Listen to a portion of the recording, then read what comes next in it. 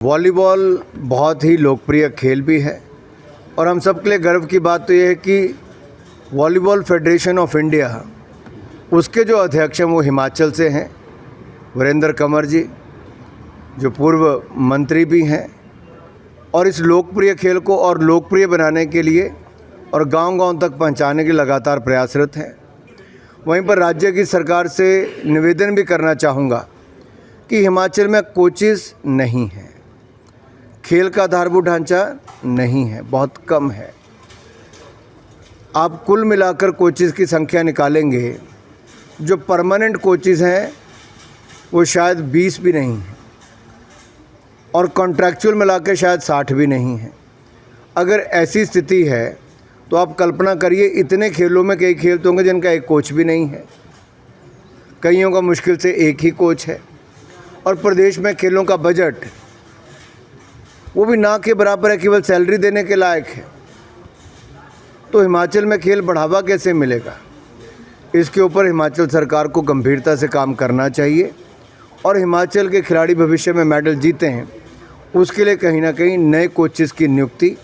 और कम से कम 200 कोचेस की नियुक्ति हिमाचल सरकार को करनी चाहिए और खेलों का बजट भी कम से कम 5 से 7 गुना बढ़ाना चाहिए। बहुत शानदार रिस्पांस युवा चेंज मेकर्स का हिमाचल में आया है। अब तक कुछ ही दिनों में 5,500 से ज़्यादा युवाओं ने रजिस्ट्रेशन yuva-changemakers.com पे जाके की है। ये एक ऐसा प्लेटफॉर्म है जहाँ पे लीडरशिप फेलोशिप के लिए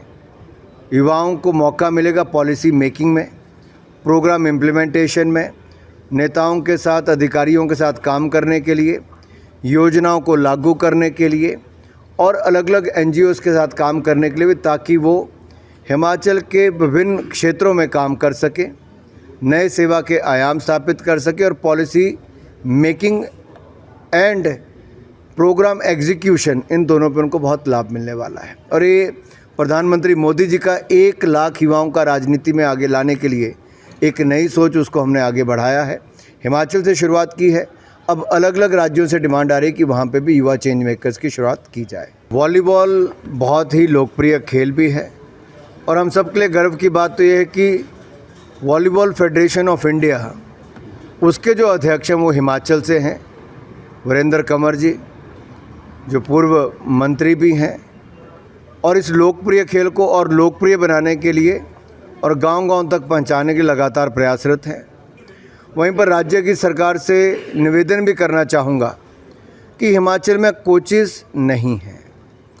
खेल का आधारभूत ढांचा नहीं है, बहुत कम है। आप कुल मिलाकर कोचेस की संख्या निकालेंगे, जो परमानेंट कोचेस हैं वो शायद 20 भी नहीं हैं और कॉन्ट्रैक्चुअल मिलाकर शायद 60 भी नहीं हैं। अगर ऐसी स्थिति है तो आप कल्पना करिए, इतने खेलों में कई खेल तो होंगे जिनका एक कोच भी नहीं है, कईयों का मुश्किल से एक ही कोच है और प्रदेश में खेलों का बजट वो भी ना के बराबर है, केवल सैलरी देने के लायक है। तो हिमाचल में खेल बढ़ावा कैसे मिलेगा? इसके ऊपर हिमाचल सरकार को गंभीरता से काम करना चाहिए और हिमाचल के खिलाड़ी भविष्य में मेडल जीते हैं उसके लिए कहीं ना कहीं नए कोचेस की नियुक्ति और कम से कम 200 कोचेस की नियुक्ति हिमाचल सरकार को करनी चाहिए और खेलों का बजट भी कम से कम 5 से 7 गुना बढ़ाना चाहिए। बहुत शानदार रिस्पांस युवा चेंज मेकर्स का हिमाचल में आया है। अब तक कुछ ही दिनों में 5,500 से ज़्यादा युवाओं ने रजिस्ट्रेशन yuva-changemakers.com पे जाके की है। ये एक ऐसा प्लेटफॉर्म है जहाँ पे लीडरशिप फेलोशिप के लिए युवाओं को मौका मिलेगा पॉलिसी मेकिंग में, प्रोग्राम इम्प्लीमेंटेशन में,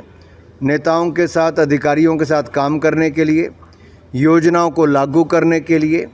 और अलग अलग NGOs के साथ काम करने के लिए भी, ताकि वो